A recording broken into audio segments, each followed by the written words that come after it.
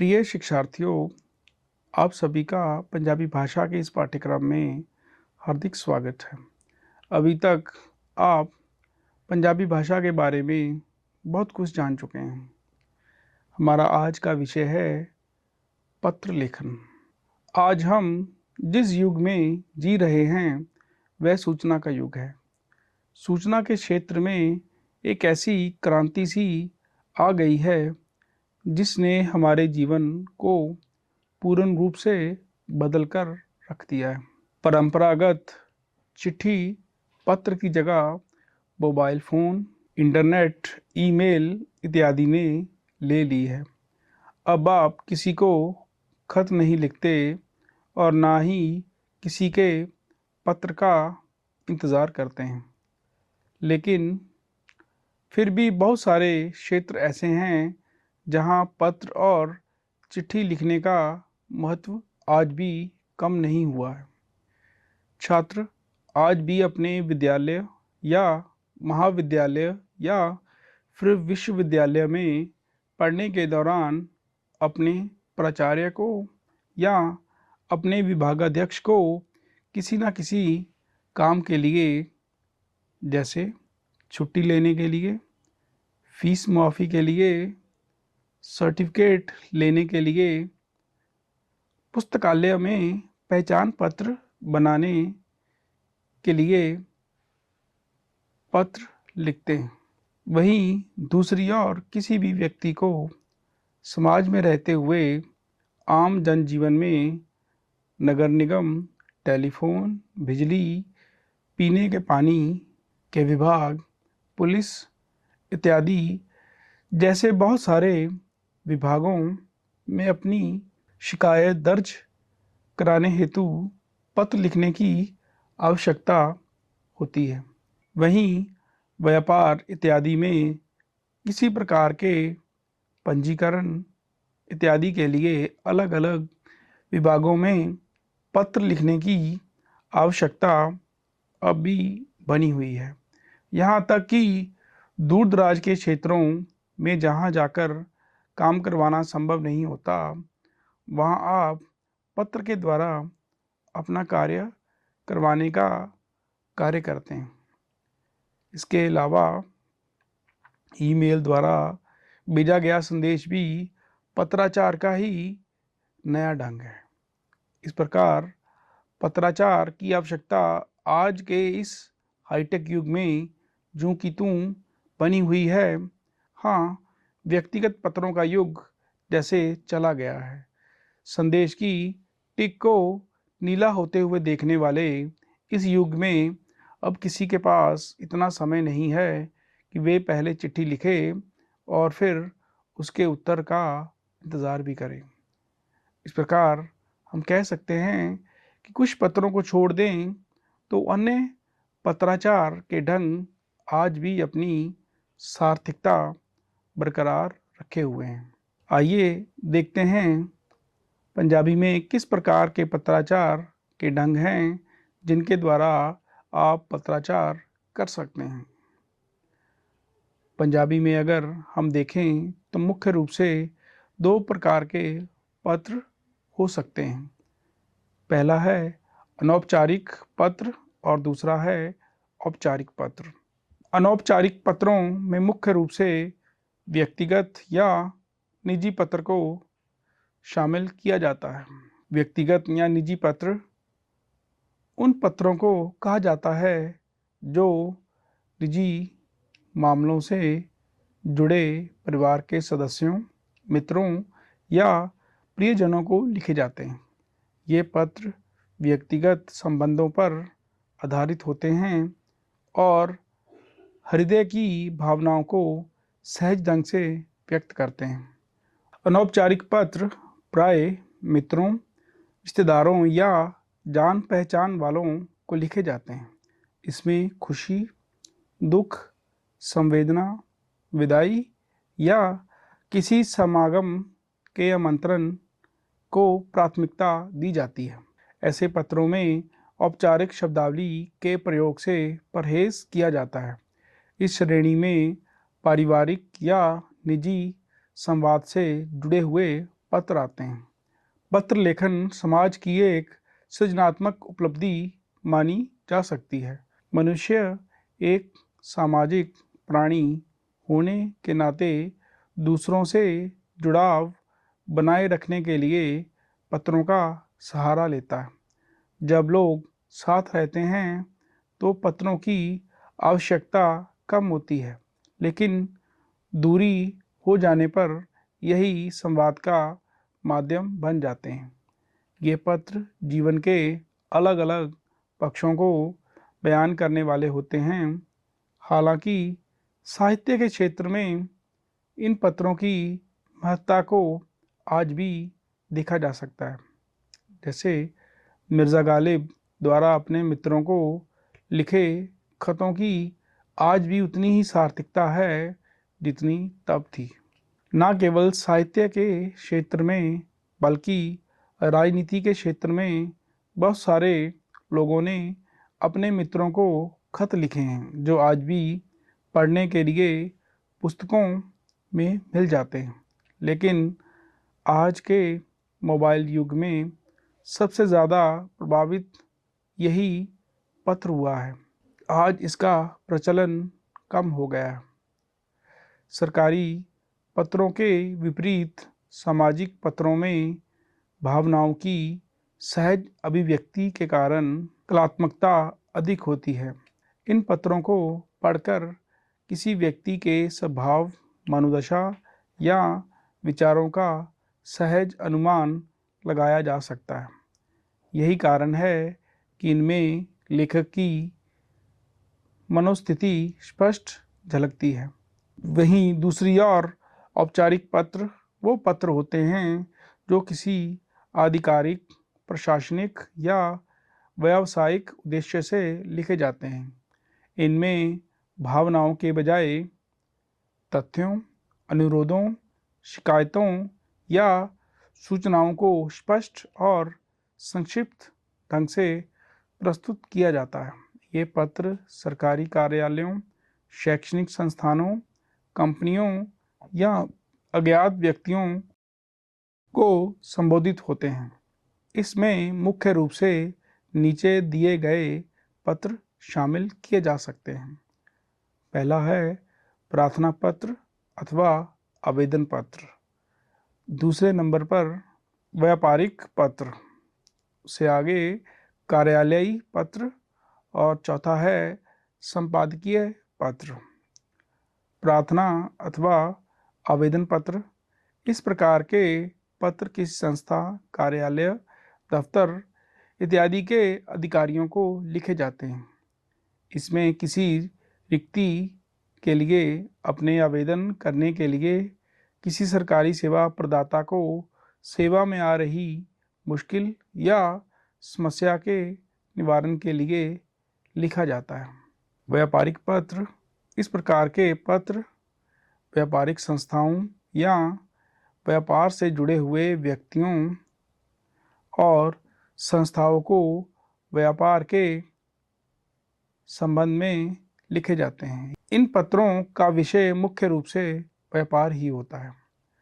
कार्यालयी पत्र, जब किसी कार्यालय का अधिकारी अपने कार्यालय या किसी दूसरे कार्यालय के अधिकारी को या किसी आम नागरिक को कोई पत्र लिखता है तो उसे कार्यालयी पत्र कहा जाता है।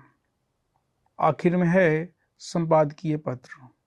ऐसे पत्रों में हम किसी भी प्रकार के समाचार पत्रों, पत्रिकाओं, रेडियो, टेलीविज़न इत्यादि मीडिया के क्षेत्र में कार्यरत संस्थाओं को लिखे जाने वाले पत्रों को शामिल कर सकते हैं। यह पत्र मुख्य रूप से शिकायत, सुझाव, प्रशंसा इत्यादि को व्यक्त करने के लिए लिखे जाते हैं।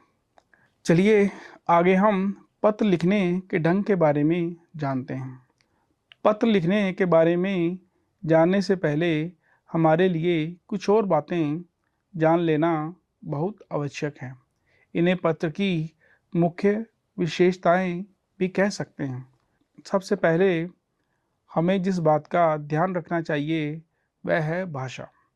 ऊपर वर्णित पत्रों की अलग अलग किस्मों के पत्रों की भाषा एक ही प्रकार की नहीं हो सकती। किसी निजी अथवा व्यक्तिगत पत्रों की भाषा बहुत ही व्यक्तिगत किस्म की होती है।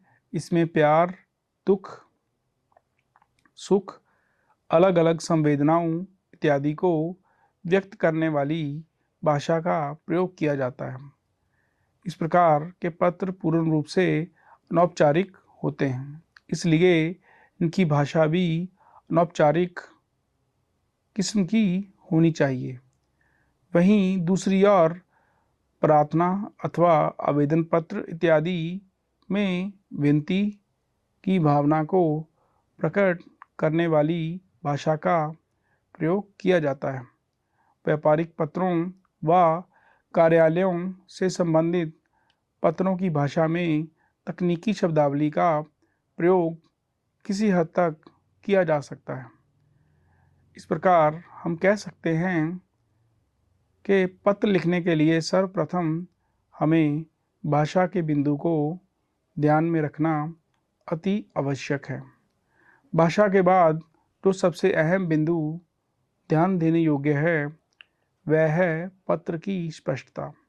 किसी भी पत्र को लिखते समय उसमें स्पष्टता होनी अति आवश्यक है। यदि पत्र चाहे वो किसी भी प्रकार का हो, अगर स्पष्ट नहीं है तो वह पत्र वो कार्य कर पाने के योग्य नहीं होगा जिस कार्य के लिए वह लिखा गया। इसके बाद अगला बिंदु पत्र की संक्षिप्तता है। पत्र संक्षिप्त होना चाहिए। अगर कोई पत्र संक्षिप्त नहीं है तो उसका वह प्रभाव नहीं होगा जो उसका होना चाहिए। किसी भी व्यक्ति के पास अनौपचारिक पत्रों को छोड़कर इतना समय नहीं है कि वह बड़े बड़े पत्रों को पढ़ पाए। इसलिए पत्र को पाठ्य योग बनाने के लिए उसमें संक्षिप्तता का बहुत अधिक महत्व है। संक्षिप्तता के साथ ही दोहराव का बिंदु भी अति महत्वपूर्ण है। पत्र में किसी भी प्रकार का दोहराव नहीं होना चाहिए। अगर हम पत्र में किसी बात का दोहराव करेंगे तो उस पत्र को पढ़ने वाला उस पत्र से उस प्रकार प्रभावित नहीं हो पाएगा जिस मनोरथ से वह पत्र लिखा गया है। हाँ, व्यक्तिगत अथवा अनौपचारिक पत्र में इन बातों को छोड़ा भी जा सकता है, लेकिन अन्य सभी पत्रों में इन बिंदुओं को ध्यान में रखना अति आवश्यक है। इसके अलावा हमें इस बात का भी ध्यान रखना चाहिए कि पत्र में प्रयुक्त शब्दों के शब्द जोड़ सही हों। अगर पत्र लिखने वाला गलत शब्दों का प्रयोग करेगा तो उसका प्रभाव पूर्ण रूप से गलत ही होगा। इसके साथ पत्र लिखते समय विनम्रता और शिष्टता को भी नहीं छोड़ना चाहिए और पत्र लिखते समय पत्र साफ सुथरे कागज पर हाथ से या टंकित रूप से होना चाहिए और पत्र में सद्भावना के बिंदु को कभी भी छोड़ना नहीं चाहिए। इसके बाद हम पत्र के भाग के बारे में कुछ जानने का प्रयत्न करते हैं। पत्र के मुख्य रूप से 3 हिस्से होते हैं। किसी भी पत्र का पहला हिस्सा होता है उस व्यक्ति, संस्था, अधिकारी का पता जिसको वह पत्र लिखा जा रहा है। इस हिस्से को आरंभिक हिस्सा भी कहा जाता है। इस हिस्से में मुख्य रूप से 3 बातें शामिल होती हैं।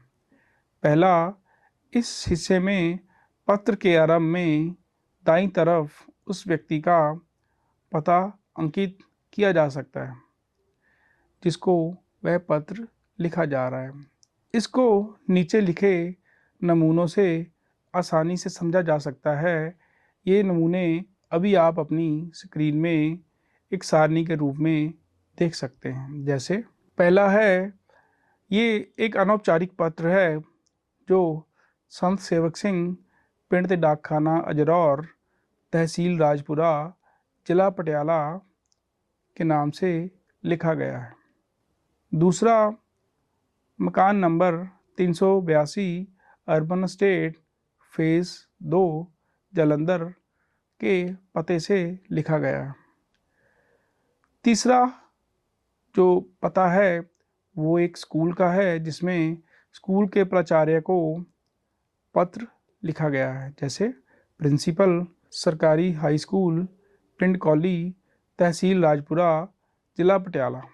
दूसरा, इस हिस्से में पता दर्ज करने के तुरंत बाद पत्र लिखने के कारण अथवा उद्देश्य अर्थात विषय के रूप में। दूसरा, इस हिस्से में पता दर्ज करने के तुरंत बाद में पत्र लिखने के कारण अथवा उद्देश्य को विषय के रूप में दर्ज किया जाता है। हालांकि विषय केवल औपचारिक पत्रों में दर्ज किया जाता है, अनौपचारिक पत्रों में किसी भी प्रकार का विषय नहीं बताया जाना चाहिए। जैसे आप अपनी स्क्रीन पे देख सकते हैं, विषय है फीस माफ़ी दे संबंध विच पत्र। अगला विषय है बिजली दा मीटर खराब हो जाने दी शिकायत दर्ज करवाउण दे संबंध विच। अगला विषय हो सकता है इंटरनेट दा नवा कनेक्शन लैण संबंधी। इस भाग का तीसरा हिस्सा होता है संबोधन और अभिवादन। विषय के तुरंत बाद में हम जिस भी व्यक्ति या अधिकारी को पत्र लिख रहे हैं उसको संबोधन करते हुए उसका अभिवादन करते हैं। इस संबंध में आप अपनी स्क्रीन पर एक सारणी को देख सकते हैं, जैसे प्यारे पिताजी, सत श्री अकाल, बहुत सत्कारयोग माताजी, पैरी बहना, मेरी बहुत प्यारी निक्की बहन, नमस्ते, प्यारे चाचा जी, मत्था टेकता हाँ, सत्कारयोग फुफ्फड़ जी, आदाब, सत्कारयोग मासी जी, सत श्री अकाल, छोटे भरा रवि, बहुत प्यार नाल, प्यारी भैन अनीता, बड़े मोह नाल, प्यारे भांजे कीरत, बहुत प्यार नाल। इसके अलावा औपचारिक पत्रों में हम जिस भी अधिकारी को संबोधित हो रहे हैं उसके बारे में हम श्रीमान जी या श्रीमती जी को लिख सकते हैं। आरंभिक भाग के उपरांत अगला भाग होता है पत्र का मुख्य भाग। इसे हम पत्र का विषय वस्तु भी कह सकते हैं। इस भाग में हम उस मनोरथ को प्रकट करते हैं जिसके लिए हम यह पत्र लिख रहे हैं। ऊपर वर्णित पत्रों की विशेषताओं को इस भाग में पूर्ण रूप से ध्यान में रखा जाना बहुत आवश्यक है। पत्र का ये भाग स्पष्ट, साफ सुथरा, सरल और सीधा मुद्दे की बात करने वाला होना चाहिए। मुद्दे के इर्द गिर्द रहते हुए बेकार की भूमिका बनाना पत्र की प्रभावशीलता को भंग कर सकता है। आप पत्र लिख रहे हैं, कोई उपन्यास या कहानी नहीं। मुख्य भाग के उपरांत पत्र का अंतिम भाग आता है। इस भाग में मुख्य रूप से मंगल कामना और पत्र लिखने वाला व्यक्ति अपना पता दर्ज करता है। मंगल कामना में एक तरफ जहां जिसको पत्र लिखा जा रहा है उसके मंगल की कामना की जाती है और साथ ही में उसका धन्यवाद इत्यादि भी प्रकट किया जा सकता है। साथ ही में उसका धन्यवाद इत्यादि भी प्रकट किया जाता है और फिर आखिर में पत्र लेखक अपना पता दर्ज करता है। इस प्रकार एक पत्र को लिखते समय हमें कई प्रकार की बातों को ध्यान में रखना पड़ता है। इन बातों को यदि आप ध्यान में रखेंगे तो आप अच्छी तरह से एक पत्र जो है वो लिख पाने के सक्षम हो पाएंगे। तो प्रिय शिक्षार्थियों, ये था हमारा आज का विषय पत्र लेखन। आशा करते हैं इससे आपको पत्र लिखने में काफ़ी सुविधा होगी। धन्यवाद।